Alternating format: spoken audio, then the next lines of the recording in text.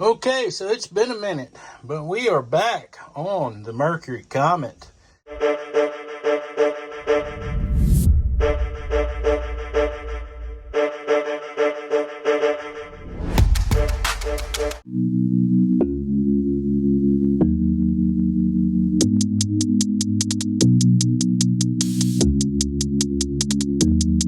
Bring you in for a little bit closer look.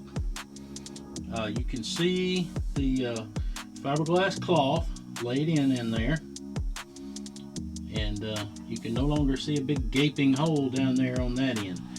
So I'm really glad to finally be back on some Mercury content. I know the guys that have come over here for the Mercury content, it's been a while, but we have not given up on the project. We are back on it, and got a couple of things done.